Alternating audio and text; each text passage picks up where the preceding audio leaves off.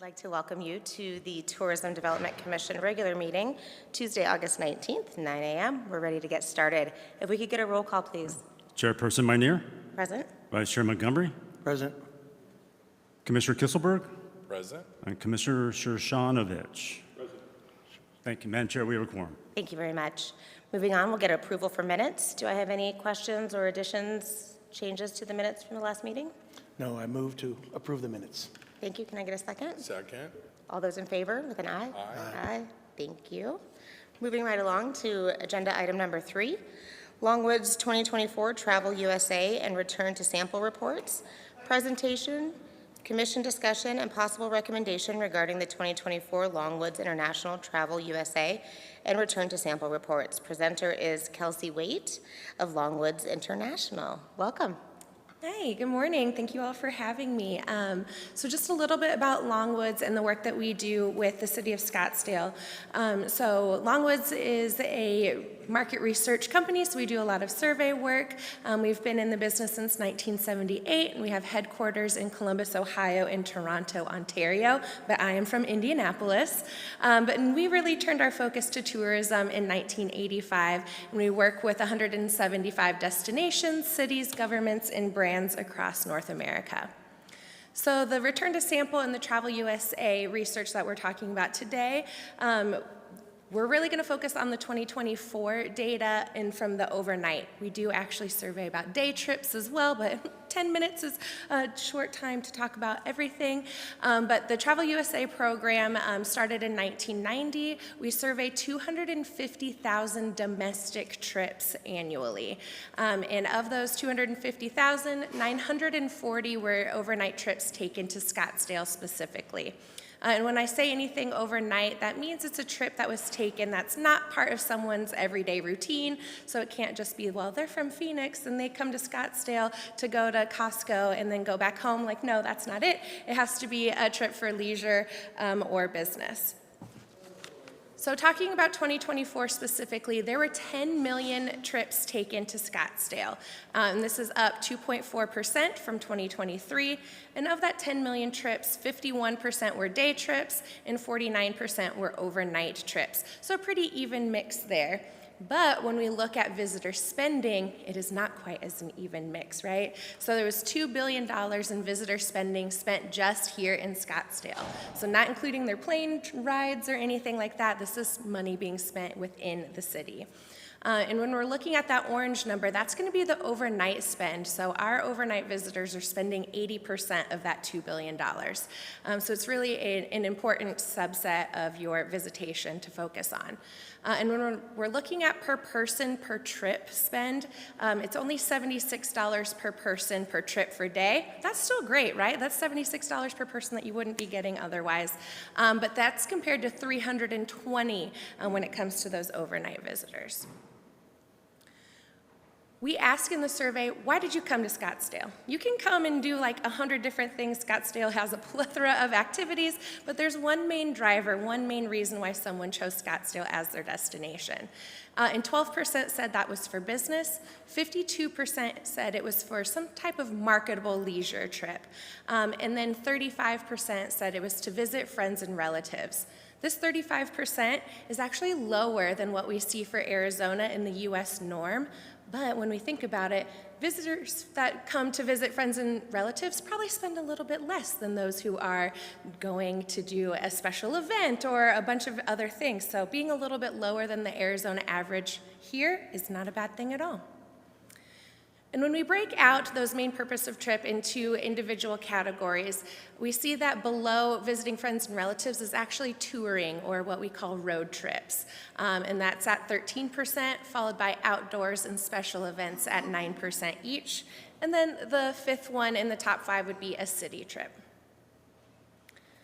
When we talk about what did they do before they came to Scottsdale, we have that 46% spent 2 months or less planning their overnight trip. So this is really on par with the US norm, but what I like to look at is at the very bottom on the left-hand side, only 8% said that they did not plan anything in advance. That means that over 9 in 10 of your overnight visitors were looking at marketing, at websites, looking for inspiration, looking for things to do that they haven't experienced before in Scottsdale.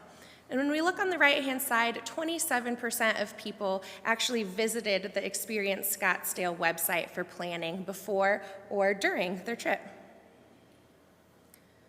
We also asked, when you came to Scottsdale, how many people did you come with?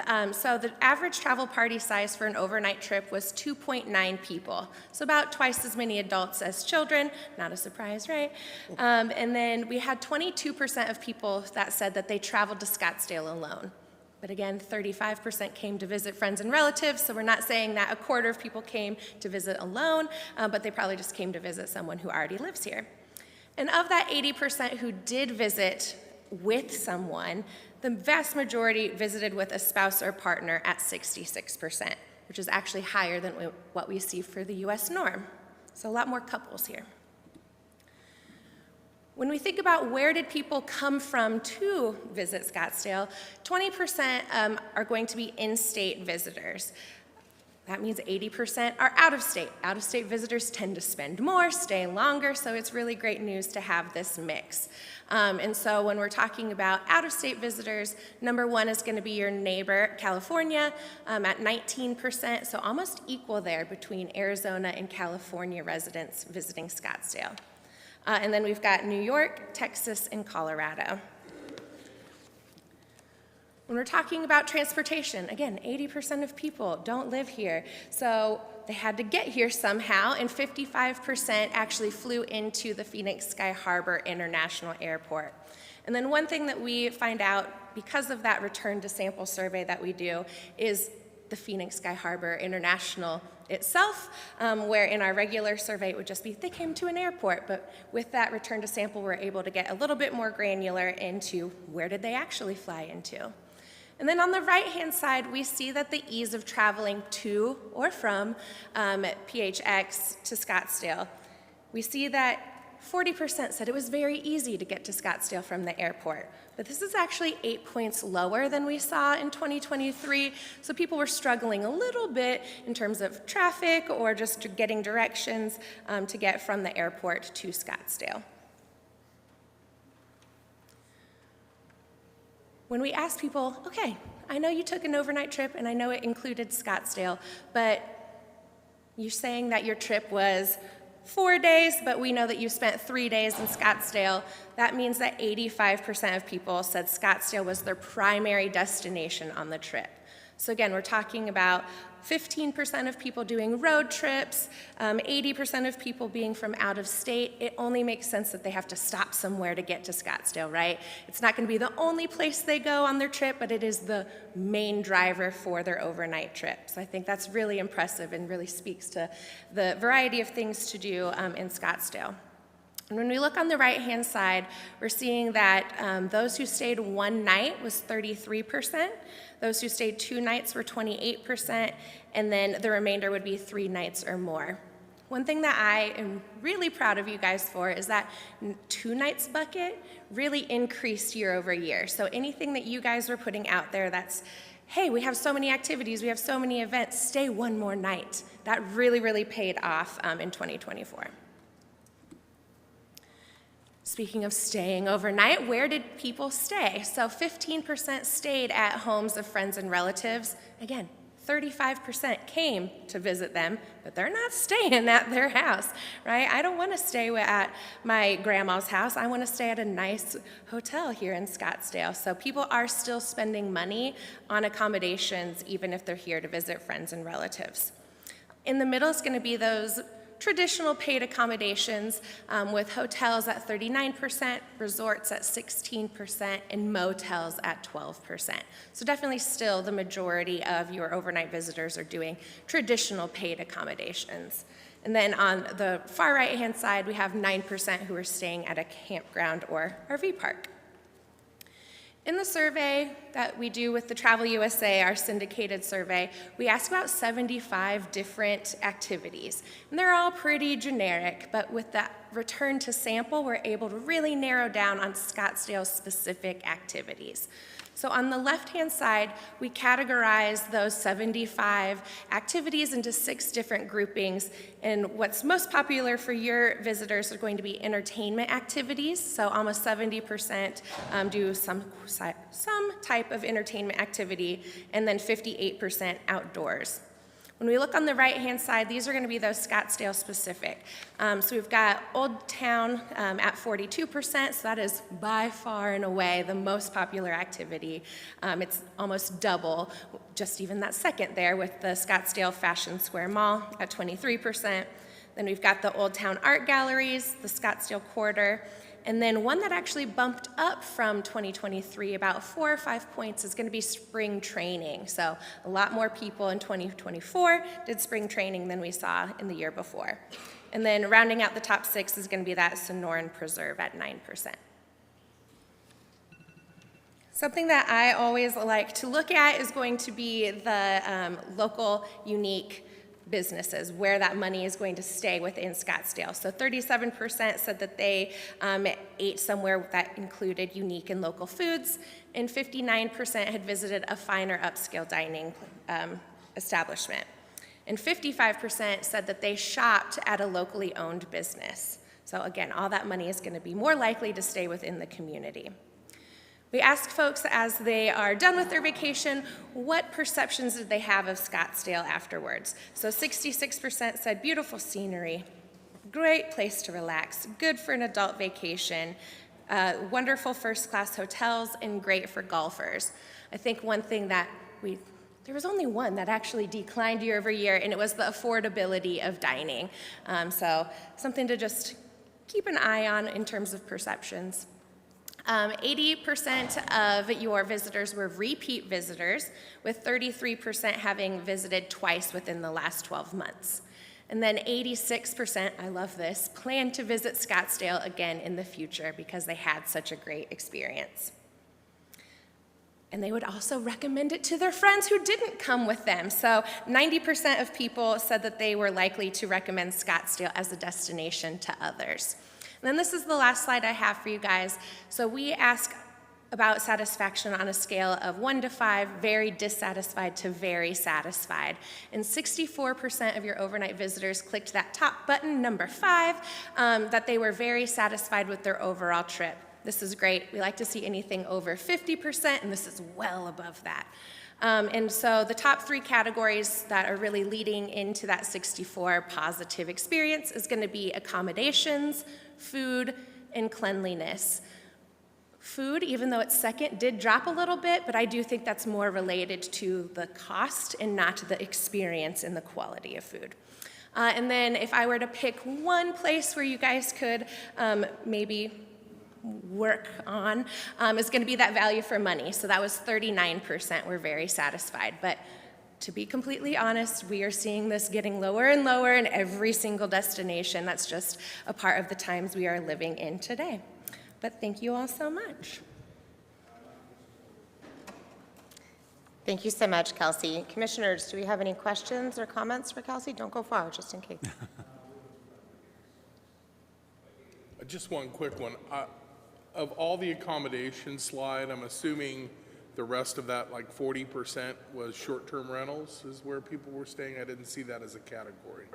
Right, so short-term rentals made up about 15%. So we're changing the survey a little bit next year to get much clearer on that, because right now it can be like a mix of hotels, bed and breakfast, those kind of things. But next year we're getting much more narrow to say it's truly a short-term rental. Yeah, absolutely. Thank you. Any other questions? All right, thank you so much. That was wonderful. Thank you. Madam Chair, Commissioners, Kelsey had a very short presentation here today. We asked her, there's a lot more data and information. If you'd like to see the reports, we have them posted online, quite a bit of information. Thank you. Thank you very much, Steve. All right, moving on, Canal Convergence update, presentation and commission discussion regarding Canal Convergence event. Presenter Jennifer Gill. Hi, Jennifer. Hello, everybody. Well, thank you for having me up here. It's been a little while since I've chatted with you guys about canal convergence, but I am very excited to be here today to take us back a little bit and talk about Canal Convergence 2024. I'm going to do an overview of the event for you guys, talk about some of the metrics, the attendance, all of the different things. But also, right around the corner, we have Canal Convergence 2025, so I'm definitely going to be dipping into a preview of that for you all. And also a little bit of information on 2026 and some of the planning that we're looking at. All right, so Canal Convergence 2024 was November 8th through the 17th. At the Scottsdale waterfront, we had the overall theme of reflections. I will note that the 2024 event was a week later than what we traditionally do, which is usually the first full week in November, but we wanted to avoid the presidential election being right in the middle of the event, so we thought that was kind of the best way to move forward. Some general information here. We had our traditional evening hours, always free and open to the public. Some things I want to note is that in addition to the Scottsdale waterfront location, we also had artwork in the Scottsdale Fashion Square. And for the first time, we had our Canal Convergence Mini Film Festival, which we hosted at the Harkins Campbellview Theater.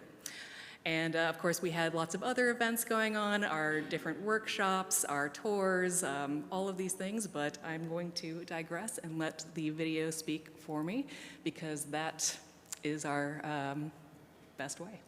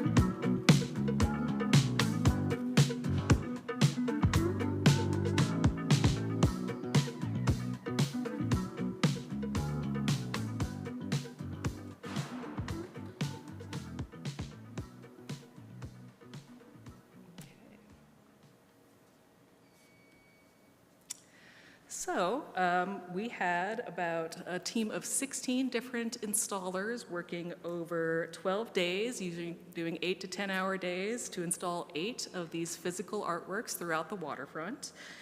We also had the drone rehearsal, and this does not include the many hours that went into the artist's time and staff time to create things ahead of the install 10 days, or 12 days, excuse me. And then, of course, I want to just note that we had these wonderful artworks for Canal Convergence, a dazzling collection that every artist and every installation had sort of a different take on the theme of reflections, from things that were more conceptual to very literal. I also want to point out that we had our first ever drone performance. It was wholly unique. I have looked as far as I can, and I have not seen anything where the drones were this close to the audience and over the water like that. So we had 3 of those performances for just 3 of the nights. And I will just say on a personal note, it was kind of a magical experience because for those 10 minutes, those thousands of people, everyone just went quiet and watched and listened, and it was just something quite beautiful. Then we have some of our other artworks here. Of course, our Walter Productions fire shows, one of our classics, one of the favorites, each time with a new installation. I also want to note there in the corner we have the piece called Molecules by the Urban Conga, and I'm happy to announce that they just won the Merit Award for festivals and events for the CODA Awards, which is a very prestigious award ceremony and group for public art. So I also want to note that we, this year, did a survey on site with our partner with Magnum Bikes, and they, doing the survey, they would each have the chance to enter an electric bike, which was so fun. And we had some really great feedback. I just want to share a couple of the quotes that we got there. I love the participation note there, really fun. And I will also say this year I had a chance to just talk with several people, and so many stories about how people have been coming for years. They always bring their friends and families, and how they schedule their trips or coming to Scottsdale for the fall, winter season to make sure that they come for Canal Convergence. So of course we had our workshops this year with the Nationwide Innovation Zone. We had about 55 different workshops, and we worked with 11 nonprofit and community partners. And then as you can see from the workshop feedback, we had a very high numbers of satisfaction from the different workshop attendees. We also had a number of different special events and tours. So we worked with ASU to have a sustainable fashion show this year, which was really fun.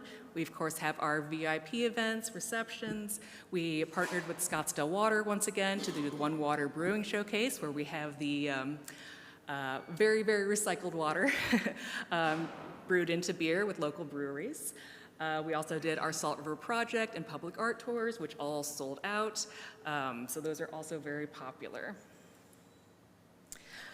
Next, I wanted to talk about some of our publications and TV spot highlights. So we had 71 instances of different types of press coverage, which was actually double than the 2023 year. And just a lot of different publications, both print and television online, the MSNBC Travel Tips, timeout.com, and then, of course, as you can see up there, Arizona Images Magazine, and just lots of great coverage for our event. Also want to talk about some social media and marketing highlights. So social media is, I would say, our number one avenue to the public. With that survey that I mentioned, it was the number one way people heard about Canal Convergence as an overall event. So we had about 1.1 million impressions, over 31,000 engagements with the Scottsdale Arts Post. I also want to note that for our paid advertising for social media, we worked with Arizona influencers and Scene Select, and just one post receiving 1.3 million plays and 86,000 interactions. So really, really high numbers there for our social media. As you can tell from the images and video of the event, it just goes really well together. We also had some different ads, local digital billboards. We also had an ad in the USA Today Travel Edition. So really just, spreading across the board, and of course working with Experience Scottsdale, one of our very valued partners, to really hit the travel writers in different national markets. So for attendance, have some highlights here. So we had just over 130,000 people at this past year's event, had over 4,000 workshop attendees, 235 tour participants, and some new data I want to share this year, working with our digital software. 21% of the audience at Canal Convergence this year were from out of state. And so those top states were California, Texas, Illinois, Colorado, and Florida. Some other interesting data that I wanted to share with you all comes from the geofencing software that we utilize. And I just wanted to pick out a couple locations around the Canal Convergence event, showing that the overall amount of people the event really brings in during those 10 days. So as you can see here, we have the Fashion Square, we have the Chop Shop, which is on the corner of Scottsdale Road and Fifth Avenue, and Bourbon and Bones, which is a high-end restaurant on 3rd and Scottsdale Road. And so the Fashion Square, there's over, what was it? Nearly 100,000 people more during the Canal Convergence event dates than the 10 days prior.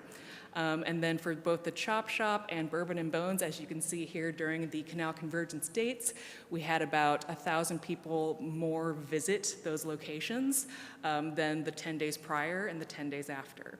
So just really, again, showing the overall draw that Canal Convergence has for not just the event, but the city of Scottsdale as well. And of course, I also wanted to point out Olive and Ivy. If any of you have ever tried to make a reservation to Olive and Ivy during Canal Convergence, you got to get there early. But this is a chart for visits showing the month of November and December, and I highlighted the Canal Convergence dates there. And you can see that our second Saturday of the event was the highest amount of visits the restaurant received for those entire 2 months. So that will close out my overview of Canal Convergence 2024, and I also just want to give you a quick preview of what we have coming this year. So we have Canal Convergence, Showtime is the theme, and you can use jazz hands if you want, I like to. And the dates are November 7th through the 16th this year. So here is a preview of some of the artworks. I also want to note too, the Showtime theme, it's really going to be looking at the cross-section between performance and public art. The prime example, of course, being the Walter Productions Fire Show. Performance has been a huge part of Canal Convergence and its overall success. And also this year is the 50-year anniversary for the Performing Arts Center. And so, you know, as a part of Scottsdale Arts, we want to help celebrate that as well. So we're really looking to have these really interesting installations for Canal Convergence 2025. The piece you see in the middle there, the large loop, that will be called Long Wave. And that piece is going to be 330 feet long and 22 feet in diameter. It will be the largest light-based installation we have ever installed along the canal. Over on the left-hand side, you'll see what looks like a giant TV, and it's called Big TV. And so it'll have lots of different content that people can flip through with the different knobs and have the sort of retro TV feel.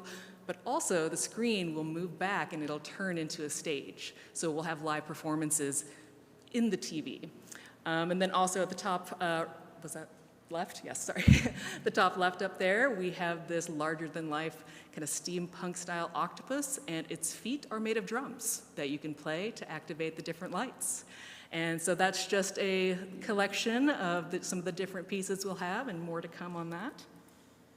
And of course, with Showtime being the theme, we are going to have more performances than ever. So we'll continue to have the live music at the main stage, and the dance performances, the return of the ASU fashion show, but we're also having some new roaming performances, some flash mobs, and lots of different special things to come that's still to be announced. And then, of course, we will continue to have our special events and so many workshops looking at the overall theme of performance and working with the different artists. So we're all very excited to see what this year has to offer. And then finally, I just wanted to note that we are already starting to plan Canal Convergence 2026. Just a couple of notes. We are looking at the overall theme for 2026 to really focus in on Arizona, in the American Southwest, the culture, the climate, history, everything. And you know, we really wanted to take a look at that and thinking about the city's 75-year anniversary. So it really is a part of a celebration of that, and also the wonderful world around us here in Arizona and Scottsdale. We're also going to be doing an artist residency with the new Scottsdale Arts at Cattle Track residency program, so we're really excited about that. And finally, we are looking to bring a new conference, the Public Art Exchange, which will be a public art administrators conference to coincide with Canal Convergence dates and be a part of their programming. And finally, I just want to say thank you to the TDC and, of course, the City of Scottsdale. We could not do this amazing free event without you, something that's become a wonderful tradition for families across Scottsdale and, dare I say, Arizona. And we're just so grateful. Thank you so much, Jennifer. This is one of my favorite events. I absolutely love it. You guys do an amazing job. I've had the pleasure of sitting on the committee that kind of looks through the different submissions of art, and all of them are fantastic. It's a hard job to choose, who's going to be selected for that year. So thank you so much for your work on it. I really liked seeing those local business stats. How the numbers kind of changed during the event. I thought that was clever and intriguing. So thank you for doing that. Commissioners, any questions or comments? You did a great job. Thank you so much, Jennifer. We'll see you in November. All right, item number 5, Scottsdale Dia de los Muertos festivities, presentation, commission discussion, and possible recommendation to City Council for bed tax expenditure up to $150,000 to lure Southwest Media and Arts to support the Scottsdale Dia de los Muertos and art installation experience and event. The presenter is Robert Ramirez. Welcome.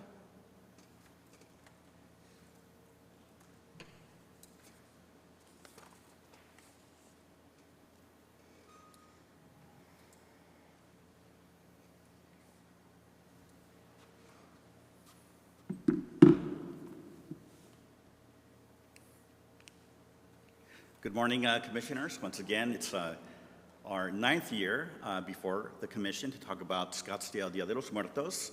And again, a brief background. I'm an executive producer from Lore Southwest, and I founded this company. We're specialists in cultural programming.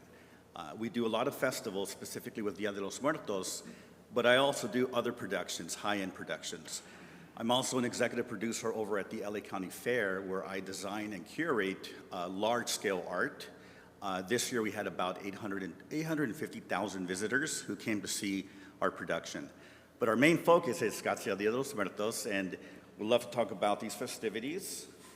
But for those, and I never assume that people know what Dia de los Muertos is about, Dia de los Muertos celebrates and remembers people who passed away through festivities, culture, performance. It's a very ancient celebration, but has become the 3rd fastest growing celebration in the US. And these observances spark the interest of multicultures who come and celebrate Dia de los Muertos through specific installations, festival, music, theater, procession. Therefore, Scottsdale is perfect, ideal, and has become our home. So Dia de los Muertos has become stronger over the last 9 years. And I'm very excited to talk about what it is we did last year and how this festivity has grown into a very strong premier event here in Scottsdale. I'm going to be talking about and referencing the strategic plan that occurs within Scottsdale and how we align with these festivities. But most importantly, I want to talk about some of the visuals you can see here. That's the Old Adobe mission, where we started Scottsdale Dia de los Muertos 9 years ago. And as you can see, this is large-scale art, and that's the origins of Dia de los Muertos in Old Town. Culture and creativity. Scottsdale Dia de los Muertos aligns with City of Scottsdale Tourism and Strategic Plan, culture and creativity. As reference, Dia de los Muertos brings out the culture and creativity in programming, in art, in sculpture, and it weaves in with the ability to present different activations. So as you can see this picture here, this was from Old Town last year, where we had our inaugural procession. The strategy positions Scottsdale as a center for artists, art, and design. Very proud that in Scottsdale, we are the only city where we bring artists from Mexico, outside of Arizona, and focus on Arizona, Scottsdale, Phoenix artists. Here is a folk ballet company from Los Angeles, and I could safely say that I believe we came in at about 98th percentile in terms of selling out the theater production, and this theater production aligns with the philosophy of these festivities, where as a patron, as a tourist, you could come to Dia de los Muertos and experience a gallery exhibit over at the Adobe Mission. You could see large-scale art, outside public art, free. You could participate in a procession in Old Town. Or, but more than likely, if you would want to do all of them, you could attend a theater ticketed event. And that was the original focus of what I presented about 9 years ago, that our goal was to get to that point and become an ideal destination for Dia de los Muertos, because not everybody's going to travel to Mexico. And we feel very confident that we achieved this last year, working together with the City of Scottsdale Old Town Experience, officially as partners, and Scottsdale Arts. Again, some example of what we did last year, over 150 performers from a folk ballet company. We brought in another ballet company from Guanajuato, Mexico, and then we partnered with Scottsdale Sister Cities, where we brought in a estudiantina. So again, when we do Dia de los Muertos, it's not just local. It brings in a fusion of international high-profile artists. So we're very, very proud of that. Culture and creativity strategy. Bring museum events and experiences outdoors. With the partnership with Scottsdale Arts and their amazing support of providing the Civic Center as a sponsor partnership, we were able to expand significantly the art installations. This is one example of the large-scale, three-dimensional and 2D sculptures which we did. We're talking about 13-foot Katrinas that I designed. I'm also an artist and designer, and had artists in Mexico build them for us, and through a partnership with the Secretary of Tourism in Mexico, we're able to get these beautiful arts over to Scottsdale. So a lot of art came from Mexico, but that was through the alignment we had with the Mexican government. So a lot of different footprints and international relationships to be able to bring this high-profile art from sculptures, altars, and installations. And all of these were throughout the Civic Center, in addition to Paseo, which is the entry on Brown. So we felt very good about the installations we did, and this was an experience. So again, our objective was create a high-quality museum experience for attendees who could walk through the installations over the course of 4 days. That then builds up to a procession, then builds up to a festival. So a lot of activations and abilities for people to enjoy public, high-profile art. Additionally, as mentioned, the regions that I work with, I actually have a production house here in the Phoenix metro area, but our focal point is Los Angeles, Scottsdale, our partners in Oaxaca de Juarez, which is an UNESCO site for tourism, Guadalajara, Jalisco, which is another UNESCO site in Tlaquepaque, Mexico City, we partner with Mexico City and artists there, and Guanajuato, Mexico. So again, re-emphasizing the international aspect of this festivity. Strategy, expand Civic Center activities and performing arts capacity. This is our 9th year, over the last 3 years, we partnered and basically fulfilled our original promise, which was to activate the Performing Arts Center. And we've been able to do that, and this year will be our 4th year in which we activate the theater. Once again, providing attendees with the option to see public art, participate in Dia de los Muertos, but then see a high-profile Dia de los Muertos show. About that show, it's the first show and the only show in our country that basically focuses on Dia de los Muertos. Another fact to be proud for the city of Scottsdale. Most Dia de los Muertos festivities basically do a mirage of different activations within a theater show. This show is a 100% Dia de los Muertos show that was organically presented, and within 3 years, we sold it out. So there's an audience. People want this and are asking us for more. Last year, with a partnership with Experience Scottsdale, Old Town in the city of Scottsdale, we were able to work together and basically market and promote the event. So this was a combination of what we as a production company do in terms of marketing, but also aligning with Old Town and the city of Scottsdale. So we did a lot of TV, radio, a lot of digital, and again, as my previous presenter mentioned, the vast majority of our success has been digital on social media. A few days ago, we officially announced our theater show without a paid boost, and we're hitting about 20,000 views in just a couple days. So there's an audience that's been waiting, and that signifies, okay, this is definitely something that people within Scottsdale and outside of the region are very much interested in. Again, some examples of what we did last year. And again, this is the partnership and the alignment we had with the city of Scottsdale, which was a first for us. Last year, we had an official partnership, and these are some examples of how we work with Old Town. Old Town provided us 2 ambassadors. We had representation at kiosks. We had presentations at the farmers market. Scottsdale Arts also partnered with us. They're very, very integral to the production because they marketed the event at a high profile. So that partnership allowed for the audience that follows Scottsdale Arts to be aware of our events. We're very grateful to Scottsdale Arts for putting the event in their own platforms and their website, so on and so forth.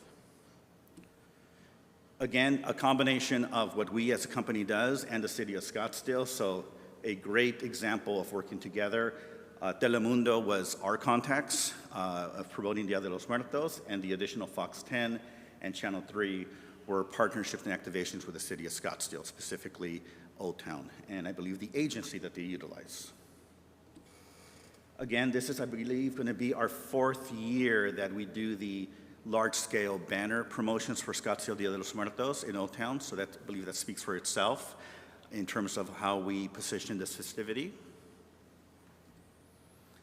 As reference, social media is huge for us. The vast majority of our attendees basically interact with our social media, and I'll touch base further ahead on how we utilize high-profile social influencers, basically authorities on Dia de los Muertos who are highly respected both in Mexico, Los Angeles, and the US, but our social media expanded last year with these partnerships, specifically with an artiste by the name of Gus Mejia, who has north of 100,000 followers, highly respected, travels all over Mexico, is recognized by the Mexican government for his Dia de los Muertos expertise, and we're very proud to say that he's now a partner.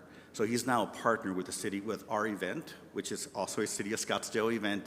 So he will, from now on, set aside a week to specifically focus and work with us for Dia de los Muertos. He came out last year, was impressed, was very emotional about how we treat these festivities, and he said, I just want to be part of this, be part of the team, and help this event grow, and let everybody know how authentic and beautiful this city is and how welcoming, and so he's part of our team. So we find that to be very successful and a tremendous achievement for what we've done over the last 9 years. Scottsdale de los Muertos aligns with Spring Hill Suites. So again, we had the opportunity to partner with one of the local hotels to market, promote, and utilize this facility as our home base. We're doing this again this year, and I'm not sure if they're here. I think they were going to come out potentially and say some words, but this, again, our focus was discussing art installations at hotels. The first year, we had installations at the Omni, but I know that's a bit outside of Scottsdale, so our focus was aligned with local hotels, and they were very generous and became our home base, and we marketed the event. It was for our ballet, our production, and we also provided art installations.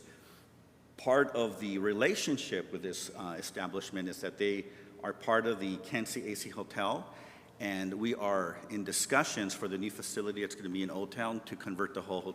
Don't want to get ahead of ourselves, but they initiated the conversations. Our objective for 2026 is to basically convert that hotel into a Dia de los Muertos experience. So part of the relationship of utilizing the beauty of Scottsdale, but also the facilities. So this is part of that property, and those discussions are occurring right now.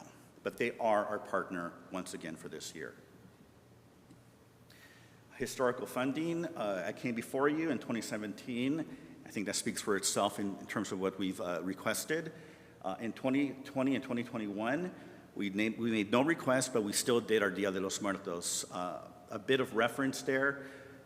In 2020, 2021, the pandemic years, we were the only Dia de los Muertos festivities that had a true activation. Every event in the country and in Mexico shut down and had online presentations. We made it a point to basically absorb the cost, self-fund, reach out to sponsors, and created a beautiful experience, and a lot of people attended. So we were very proud that that's the pivotal year where people became aware of what we're doing because we were the only event occurring, and it just propelled us to a different level of attendance. And there's the funding that has occurred afterwards. Last year, we asked for $150,000 in partnership with the city of Scottsdale. And I guess to underscore the partnership, just for clarification, it's not a partnership in word, meaning just a logo. We are working together. We meet, we discuss, and this is a true alignment of having this festivity grow, utilizing and mutually benefiting from our resources. So I know that the partnership part could just be viewed upon as a logo. It's more than that. It's become a very strong focal point for expanding these festivities. Just wanted to make sure that I referenced that. Okay, we're at this year. So quick walkthrough of what it is we're doing for this year. So once again, we're doing Danza de Muertos. However, we're bringing a premier folk ballet company from Mexico. We're not going to be bringing the Los Angeles Ballet Company because my rule of thumb as an executive producer is 3 years is enough. For the 4th year, and again, for the first time ever in our country, we are bringing a full-fledged ballet company to present a Dia de los Muertos presentation. And they're coming from Culiacan. My apologies, not Culiacan. Yes, Culiacan. That's the city they're coming from. It's going to be ticketed, and it'll be at 8 o'clock on a Friday. Now, the only difference this year is, again, walking through the activities. Last year, we had a very successful procession. It was the first time that we did this. A lot of people came out to this procession, and then the following day we had a festival. And in the evening, we had the theater production, a lot going on. We figured, let's simplify the process and the activations because a lot of folks that came out on Friday were basically hungry for more and thought, okay, the procession occurred, where's the festival? So we identified, why don't we move the procession to Saturday? This way, when you come out to the festival, you have the procession. You have different activations, because the procession, while we were very conservative on the attendees, we were pleasantly surprised by just how many people showed up and were amazed by this. So a bit of change in terms of the programming. On Saturday, we're going to be having this procession along with the art installation experience with Scottsdale Arts. But on Friday night, we'll be having a theater production. Again, lessons learned from last year, having a festival and then a theater at night while the show almost sold out, it's a lot. And our main focus is to really strengthen this festival and let the festival stand on its own with no interruption. So we feel very comfortable that on Friday, October 24th, the theater production will occur. On Saturday, the festival will occur, and the art installation will occur again through 4 days during that week. Part of the enhanced marketing efforts, my co-founder Helen and I met with the Secretary of Tourism through an official connection with our consulado here in Phoenix. And basically, the agreement was that as long as we promote Mexico on the tourism level and work with artists in Mexico, we reserve the rights to utilize their marks, which is Visit Mexico. Tremendous accomplishment. They don't give that away easily. So they saw what we did. We were endorsed by the consul and basically invited to sit and meet with the office, and we now have this beautiful relationship and official relationship, and that picture is actually at the Secretary of Tourism over in Mexico, which then allowed us for this year to start establishing partnerships with the Mexico Ministry, obviously, and then now the State of Sinaloa, Secretary of Tourism, State of Oaxaca, Secretary of Tourism, the State of Sonora, Secretary of Tourism. So a lot of official establishments have come on board to support and market the event in their country. Again, we'll be utilizing Gus Mejia Arte, who's now part of the festivities. And again, this is a very big part of the festivities. So he's a very well-known, renowned photographer, and we're going to have different activations utilizing his art. But again, this goes to what we're trying to do, and what we plan to do is, again, align with the Arizona Office of Tourism, which came on board last year as a sponsor, align with more Latino media outlets through the help of the consulado, increase TV and radio exposure, again, through the alignment with the city of Scottsdale and the consul, and increase our social media footprint, which became very strong and powerful last year. These were our partners from last year, and I believe all of them will be coming back. We are very proud of the partnership we initiated with Scottsdale Sister Cities. They have become a very integral part of the production, and we have agreed on bringing in a lot of artists from Sonora. This is our request. Lore Media Arts, in collaboration with the city of Scottsdale, request $150,000 in tourism development funds to support expanded events in celebration of Scottsdale Dia de los Muertos. And I believe this is a video. ¿Cómo dice Tuna? Que se escuche fuerte.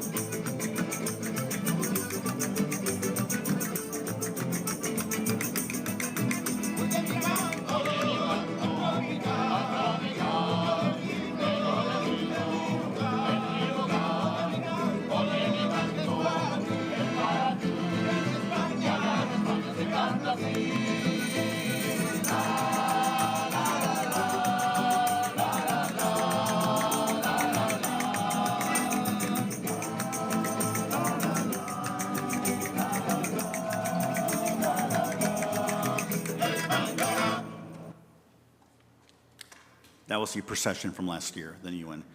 Thank you, commissioners.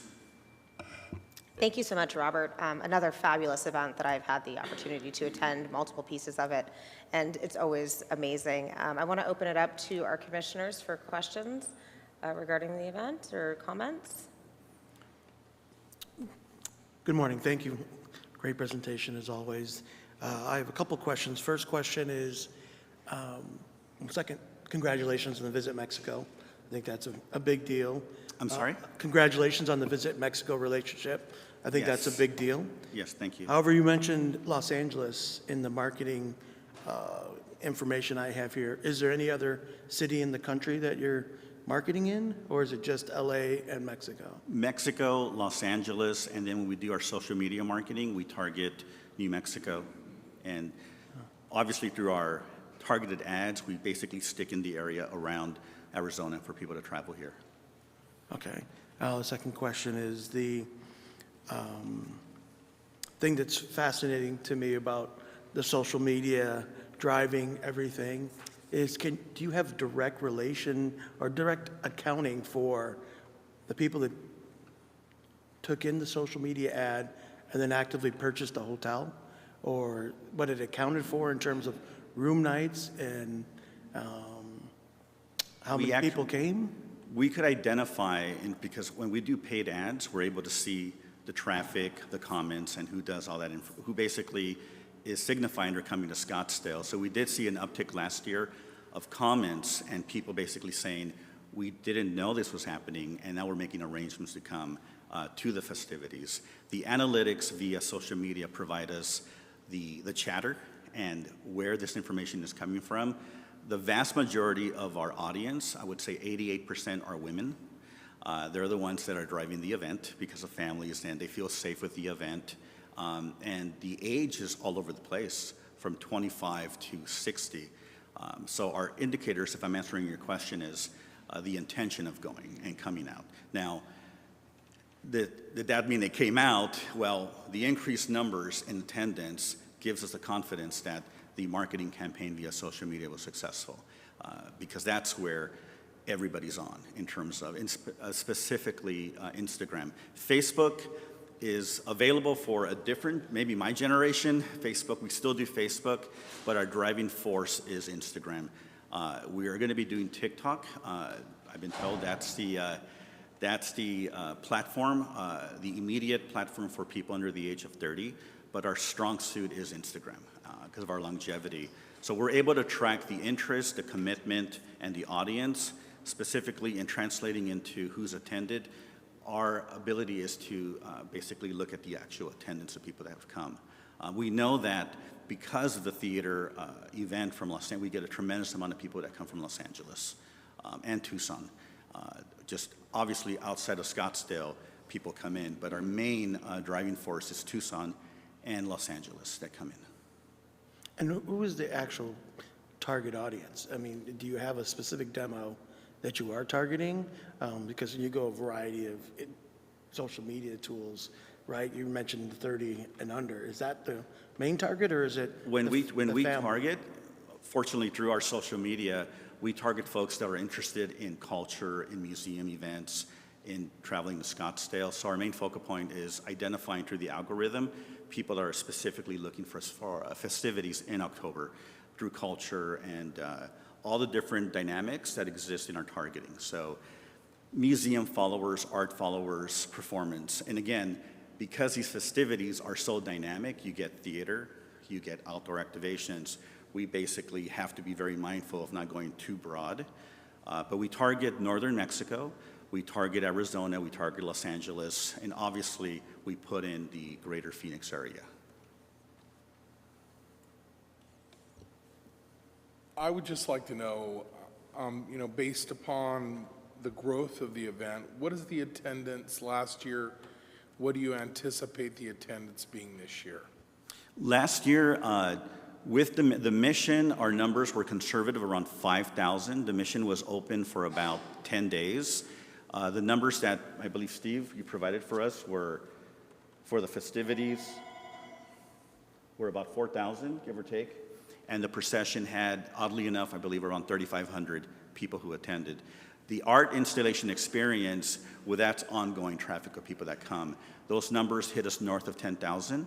And again, we pivoted this year because we think people are getting overwhelmed with the potential of having so many activations. We figured for this year and on, we have a beautiful date. I believe we have the most ideal weekend in Arizona, and we're gonna own it. We're gonna basically say, this is the ideal weekend. Let's focus on what I'm accustomed to, which is large-scale festivals during one day, complemented with the walk-through installation experience. But we're full on and just dedicating all of our energy with the city of Scottsdale and the tourism board and our partners to make this festival the focal point. This way, people aren't going, well, maybe I'll come out to the procession, but I already saw an activation. I won't come out Saturday. This way, the whole focal point is a festival from 1 o'clock to 10 o'clock at night. The festival is populated with the activations, a procession. The procession, we're going to be doing a Katrina fashion show as well. So it just goes with making sure that this festivity is the focal point. So basically, we feel that, based on my experience as a producer of festivals, will really get our numbers to go even higher, simply because people are going to have no choice but to come on that Saturday to get everything. The theater experience is different. That's a different audience. Being at almost 98% last year gives us a confidence that we'll do well with that theater experience. Seating is, I believe, 852 seats, and we tend to do very well right beforehand, and it's a Friday. So again, to answer your question, the pivoting and adjusting the dates for Saturday will make sense to get more people to come out. Madam Chair, Commissioners, regarding, there was a question regarding attendance over the duration of the event. Robert's numbers are fairly correct. When you look at the programming that was done on Saturday, the procession, which was on Friday, and then the art activation was out there, I believe, 4 days, somewhere in that time frame, that it was available for the public to see and go through the Civic Center Mall. So we feel fairly comfortable with those attendance numbers, as well as what we'll position related to this event. Is normally what we'll do is, we're going to talk about some other events here in a moment. They're mostly from a marketing perspective that we position ourselves to make sure the destination is promoted, and that's how we measure the value associated with any expenditure, just to clarify that. So Steve, on the attendance, have you seen growth from year to year? I know with the procession, we did the last year where the number went up, the request went up. And it was because they were building the procession. But have you seen an increase? Yeah, we did see an increase last year, just in regards to the activation. The Saturday activation we'd never done before on that Saturday. We generally had the art pieces out there, and then the mission was involved in some other small activations. So we increased it regarding that. The procession was new. That continues to grow. Hopefully it will grow this year. We assume it will. So we are seeing a little bit of an uptick. Thank you so much. A couple questions from me. So is anything going to be going on at the Mission this year? This year, we're going to put a pause on the mission. We're going to hold the mission simply because, as we talked about, our focal point is the Civic Center. It's the heart, the corazón of the event. The mission is also a separate entity. It's no dollar from the TDC goes to the mission. So we're refocusing on how that experience will be basically supplemented financially. It's a high-end, basically it's a museum gallery experience that my company has underwritten for the last 9 years. But again, aligning with my point, we need to identify where our focus has to be. And in all transparency, having the mission and having it free, non-ticketed, and not utilizing funding from the TDC, because we're very strict on how we do this, has put a pause on that activation because we want to make sure that our focus goes to the festival in alignment with the questions we're getting. It's a beautiful, I want to say it's a beautiful, I curate it, I'm very proud of that with our team, but there comes a point where you have to realize beautiful, incredible, spiritual, how will that affect the festival? And we have found that it's essential that we focus and protect this beautiful weekend we have, protect the festival, and not give people too many options. A lot of people that went to the Old Adobe Mission basically said, well, we saw the installation, and maybe that, well, do we have to go to the festival? And it confuses people. And we cannot charge at the Mission because the Civic Center is free, and our commitment is to have the vast majority of experiences free to the public. So it was a combination of a lot of, Helen and I, my co-founder, we went through a whole process of going, what do we need to do? And we identified the success of Scottsdale Dia de los Muertos is going to focus on us identifying the art installation experience and this festival. So it's more of a calculated pause, but we feel good. The mission is aware, and we'll see about the future. But I think we put that on hold, all hands on deck on the festival. Wonderful. I do hope you find a sponsor for that, because I think Sorry? I hope you find that sponsor you're looking for, because it's beautiful. Yes, but even if we find a sponsor, it's still, Sure. the question additional, I curate it, I underwrite it, because it's important. But even if we find a sponsor, the reality is our goal is to put it on hold for a few cycles and let people be aware. Oddly enough, the success of the mission, in a way, doesn't benefit the festival because people, if we, in all open transparency, it's a logistical decision as an executive producer to say, this is successful, but we need to make the festival successful and make it exclusive and focus on this, grow this, then we come back to the mission because now people are aware of the festival and could go. So we kind of did it the other way simply because this beautiful Civic Center was being constructed, so on and so forth. So there is a thoughtful logistical objective of what we're trying to do. Yes, we want to do the mission, but our priority is the festival. That is number one. We need to get that at the highest level and then come back in a couple years. Understood. Thank you very much. Do we have any other comments from commissioners? I think we're okay. Anything? Sure. If I may, I just thought, can Sprinkles say a few words? Or, we're going to come by and say a few words about our relationship, but I don't know if that's necessary, if that's taking too much time. If they'd like to, since they're here, just a brief statement would be great. My apologies. No problem. Think of it this way, it's like 5 festivals in one, so I should get 10 minutes per. Well, thank you, Robert. Hi, everybody. My name is Heather Mulhern. I'm the Director of Sales for the Spring Hill Suites, Phoenix, Scottsdale, and also the new Director of Sales for the brand-new AC property that we're building in Old Town. I'm here today just to share with you the importance of this event. Just this year, we became partners with Robert and Helen for the Day of the Dead event, and just to my one property in 4 or 5 days, it brought almost $20,000 worth of revenue. So we had multiple conversations prior to the event, after the event, what worked, what didn't work.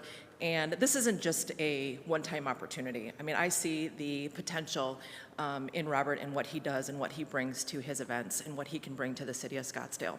And so not only with my one hotel, but now that I have 2 properties, what we can do moving forward, not again just for this one hotel that I have, but for 2, and then for just the mass majority of Scottsdale as a whole.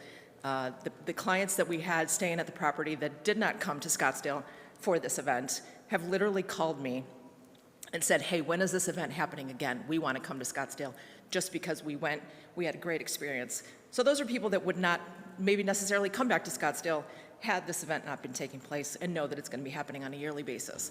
So those are just people that have reached out to me. There might be many, many, many others that are in that same position. So again, this relationship is something that I've built with Robert over the last, almost 2 years, and very excited just to see it continue to grow. So from my heart, we really want this event to continue to happen and to grow and just be absolutely amazing for the city. So thank you for your time. Wonderful. Thank you for coming out today. Any other questions, commissioners? City, how are we doing? Anything else? We're looking for a recommendation. We're going to move forward with that. Yes, thank you, Chairman Ear and members of the commission. So as Robert alluded to, this particular festival and all that it entails hits several of the key points of our strategic plan, bringing art outdoors, culture and creativity, sense of place. And I really think that what people are drawn to is the authenticity that you don't find very often with Dios de los Muertos events. And so my predecessor strongly believed in this and encouraged Robert and Helen to expand the event, and they have, and we feel like it has a lot of momentum after last year, especially with Mexico and all that it brings. And so we're excited to partner with them again this year and see the beautiful things they bring out to the Civic Center in October, and enjoy this event growing year over year going forward. Thank you very much. Okay, moving forward without any further questions. Good.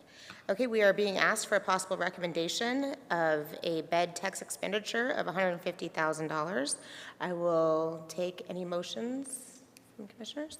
I move that we give them a full expenditure of $150,000 for the Dias de los Muertos event. Do I have a second? Thank you. All those in favor? Aye. Aye. I look forward to it, Robert. Thank you very much for coming. Thank you. Just to get a clarification on the vote, all in favor, I believe, correct? Yes? Chris? Okay. Thank you. Thank you. Okay, item number 6, 2025 Scottsdale Fall Auction Event Funding Request. Presentation, commission discussion, and possible recommendation to City Council for bed tax expenditure up to $75,000 to support one-year event funding agreement with Barrett-Jackson Auction Company. Our presenter today is Megan Jones, Senior Vice President, Marketing and Content for Barrett-Jackson. Welcome. Thank you. Thank you for having us. I am Megan Jones. Eric Larson, our COO, is also here with me today. Thank you for allowing us to present. We are here seeking your consideration for event development funding for our fall auction. I'll go through some of the highlights from last year. We had 20 hours of live television coverage on History and FYI. I will note on History and FYI, when we're on television, the city of Scottsdale is present. They use a lot of really great B-roll shots that we get from Experience Scottsdale, coming into those shots, and then show some scenery as well. We had 192 sponsors and exhibitors, 56.6 million in total sales, 794 vehicles sold, 429 pieces of automobilia sold. We raised 1.25 million for charity, and I will also note we're over 165 million for charity total since Barrett-Jackson's inception. We issued 159 media credentials. We had nearly 6,000 bidders from all 50 states and 5 foreign countries. And we had just over 54,000 attendees last year. So we've been saying Scottsdale is so nice, we're doing it twice. This is the tagline we're using. We had a lot of learnings from last year, and one of them is we want to make sure that fans know that there are 2 events in Scottsdale, our fall auction and then our flagship auction in January. We also listened to our fans and have several new experiences coming out of fan surveys and feedback that we received. I will note our dates, October 15th through 18th, do align this year with some of the fall breaks, especially in Scottsdale, which is really good for us. We're leaning into a lot more things for families and children this year than we have done in the past. Some of the surveys feedback that we got that led to some of the new experiences, because Scottsdale and Westworld itself is so large, a lot of people ask for additional areas to sit. We're introducing a fan zone this year that will be air conditioning, it'll have lounge seating, it will have music. We've also heard our fans, they talked about the price for food on site. So we're introducing a new family 4-pack of meals. It'll be $40, so a family of 4 can have a burger, fries, and a drink for $40 to help meet that need. We're also introducing a new collectors club. It'll be another VIP experience area where people can join and gather. We're really looking at this event as being a more accessible event for families and for groups to gather. I don't know why that picture isn't showing up. This was supposed to show where people come from for the 2024 fall auction and 2025 Scottsdale auction, and just showing that people really do come from all over the country and from Canada. Obviously, our Scottsdale fall auction is 4 days as compared to our Scottsdale January auction, that's 9 days. So the January one is actually very impressive if you could see it. So now I'll talk about some of our economic impact. So we did this study in 2023 when we had just one event. So in the last 2 years, we've had 2. So very excited to redo this report and get you guys some updated numbers. But just taking an overall look, we have made $408.3 million in economic impact, $6 million in state tax revenue, $2 million in Scottsdale state tax revenue, almost 2,700 direct and indirect jobs have been created, and $141.3 million in estimated visitor spending in Scottsdale. Some of our marketing objectives for this year: increased ticket sales, increased consignment leads and conversions, increased bidder awareness, and then overall increased awareness that Barrett-Jackson now hosts 2 events in Scottsdale. We want to make sure we're differentiating the fall from January and creating compelling reasons for fans to visit both. We did start engaging with a new marketing agency this year. We are looking to target a little bit younger and more diverse than we have in the past. Here is just some examples of some of the digital creative that we have out right now. I do also want to note on the social media side, we do have 2.5 million followers on social media from all over the world, and we do use our social media channel as a very helpful tool to increase awareness as well. Well, these ones aren't showing up either. These were examples of our paid media. One thing I will note specifically, when we market locally in some of the local print publications, we're specifically targeting gate attendees. So a lot of our messaging will be, kids under 12 free this year on all event days, which is huge for us. And then we are also noting a save the date for the January dates as well, so that people don't get confused. They know that we have a fall event and a January event. And then in the more automotive publications, we're marketing towards consignment and bidders, and in more national base for those print publications. So our fan zone is the new fan experience I mentioned earlier. This will be indoor. It will be the perfect spot to gather with friends and family. It will be air conditioned. We will have some lounge style seating, some music, some interactive activities, things for families to do and actually spend more time at our event. Fall event pricing, same. Throughout the 4 days, children under 12 will be free. We have had a family value day in the past, and it's been the first Saturday of our event. This year, we're doing it for all event days, so kids will actually get the chance to see the auction as well. It will be all auction days. And then general admission tickets for students are just $10 all in. This is kids ages 13 through college. So we will do some college-specific targeting and try to get that younger demo out to the event too. So I think last year when we brought this to you, we did talk about some of the live entertainment opportunities we have. We will have a stage in our new fan zone, and then we also have a stage in our South Showcase. So there will be music at different hours of the day and things really for everyone, not just a car auction. It really is an event that everyone can come and enjoy. So the expected outcome for this, definitely finding new and diverse fans. We hope to build the next generation of auto enthusiasts by making this event more accessible. We're excited to tell the story of Scottsdale So Nice, We're Doing It Twice, and make sure that people really understand the fall auction versus the January. And then we look forward to producing another quality event that proves economic impact. Thank you. Thank you so much, Megan. Any questions, comments from our commissioners? I would just say the missing ads, I would blame on Mr. Larson. Right. Any other comments, gentlemen? I'm assuming the footprint is much less for the fall event versus the winter event? Actually, no. It's going to be the same size. There's one extension that we add to the End of the City tent in January that will not be added for the fall, but the overall footprint will be the same. So it is nearly 1 million square feet under tent, and then the whole outside space as well, which is acres. Now, last year, it was very hot during our event week. I think every event day was over 108 degrees. So a lot of our marketing will also focus on telling the story of how much is inside this year, too. All right, wonderful. We are here for a recommendation. The ask is $75,000. Do I have a motion? I move to fund the $75,000 request. Do I have a second? I second that. All those in favor? Aye. Thank you very Thank much. you. Congratulations.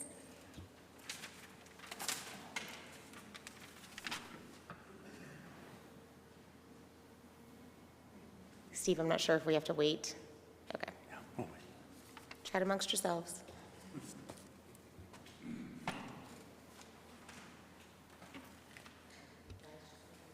When I'm up, I will be brief.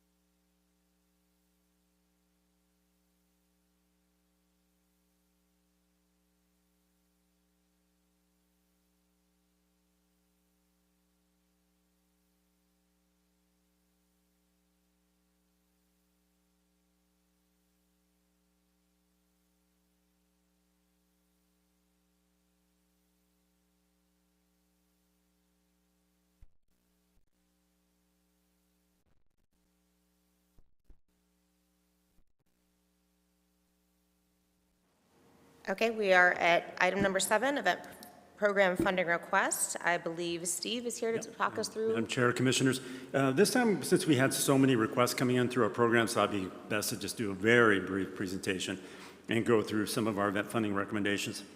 Usually at the beginning of the fiscal year, this does occur. We get a lot of events wanting to put in for their funding requests, generally throughout the year, and then it kind of decreases each month thereafter. So to begin with, just to start with, we have a total of about 16 events who've applied through our 3 of our event funding programs. This first slide kind of outlines the venue fee program. Many of you are familiar with that. These are tournament-driven, participant-driven events that we have to hit a threshold level, I believe, of 650 room nights to qualify for the $12,000. You'll see to the far side of the screen there, staff is recommending $12,000 for each of these tournaments, because if they do not meet that threshold, we reduce them by a percentage. So it's pretty much well based on math. We have 6 soccer teams or tournaments taking place, 1 baseball, 1 frisbee, which is new, and 1 tennis. So we'll continue to monitor these, but staff is recommending the $12,000 on each of these programs here. The next one is comprised mostly of our community event funding programs. The one at the bottom is the Matching Event Advertising Fund program. So to begin with, the majority of these are horse events taking place at Westworld. I believe there's a total of 4. We did identify some changes in the recommendation based on the requests, and those are highlighted on the far right in red. So for the Arabian Breeder Finals Cup, we are recommending $12,500. The request was for $30,000, and I'll go over what that was based on in the next screen here. The next one is Shape Up Us as a fitness event. They requested $5,500. We're recommending $4,500. Day of the Dog Festival community event, they requested $14,500. We're recommending $6,000, and that's staff recommendations. The final one, just going to go over that. Scottsdale is a mixed martial art event at Westworld. They participated in this program in the spring last year. Pretty successful in terms of the marketing and what we received from that. But that's a matching dollar. We allocate what they spend on their marketing. So based on what I was talking about with the reductions here, here's why. Shape Up USA, 4,500 reduction is due to the seasonality period requirement. They identified that they were eligible and they were not based on the change we made, so we reduced that. A Day of the Dog reduced it by 6,000. That's due to the attendance that we've been tracking. The number of years was elevated, and seasonality criteria played in there again. Based on what they checked off, we reduced it because it did not hit those levels. The Arabian Breeder Finals, 12,500 is the reduction due to the event number of years and the attendance that we track. The number of years was identified associated with the spring show, not this particular one in the fall, so we reduced it and made that recommendation. So the total funding request from the producers was $227,500. Staff recommendation is $200,500. So we're asking for a recommendation for funding based on staff's recommendations to move forward. I move that we do. Thank you very much, Steve. Go ahead, sorry. Thanks, Steve. Just want to make sure there weren't any questions, anything on any of those events or reductions? Okay, thank you. I will take a motion. My apologies. I move that we go to the total funding recommendation of $200,500 for all these events. I'll take a second. Thank you. Thank you. All those in favor? Aye. Aye. Thank you very much, Steve, for that. That was helpful. Okay, moving on to staff reports. Yeah, in the interest of time, we generally do that on a quarterly basis, unless there's some particular questions. We did include in your packet the estimated year-end and the bed tax collections, also the classification report. If you have any questions on that data, perhaps next month or when we get to the quarterly basis, we can go over that a little bit more in detail as well as the financial statement. But I'm willing to address any questions, Trey as well. Rachel, if there's any questions on the financials. Okay, does anyone have any questions? No? And thank you for these printouts. They're very helpful. Up next is the Commissioner's report. Commissioners, have we done anything out in the community? Gone to any events? Seen anything you'd like to talk about? I did attend the McCormick-Stillman Railroad Park Roundhouse opening. That was fantastic. If you have kids and have not taken them out there, please do so. My Great Danes, I don't think are allowed in, but but kids I know will have a blast there. So it's really amazing, and they did a wonderful job. So it was really nice to see that. Any public comment? I have not received any. We have not. Okay. Identifying future agenda items. Yes, next month, we'll have some more events coming forward for some funding. We'll vet those and present those to the commission. Experience Scottsdale fourth quarter report we'll also have on the agenda, and we'll keep the commissioner comprised of any updates. If you have any thoughts or ideas, we can hear them now. If you'd like to add some to the agenda or look at a future agenda. Okay, I think we don't have any comments up here. One thing I'd like to add is to welcome Joe, our new commissioner. I should have done it in the beginning, and I apologize. But welcome to the group, and we're very excited to have you with your extensive golf knowledge is very important to us here in Scottsdale. So thank you, and I appreciate you giving your time. And just one quick update, just for the commission. Next Tuesday, the nominations for additional commission members is going to City Council. The appointment, I believe, is scheduled on September 9th. So we will have some other commissioners joining us. I believe it's 2 hotelier positions coming on. And then we have an update on our annual report that will be given to the commission, from the commission on September 9th as well. Wonderful, thank you. Yes, we look forward to filling these seats up, so that will be nice. At this point, I will take a motion to adjourn. I move to adjourn the meeting. Do we have a second? I second the motion. All those in favor? Aye. Thank you all for coming out. I appreciate it.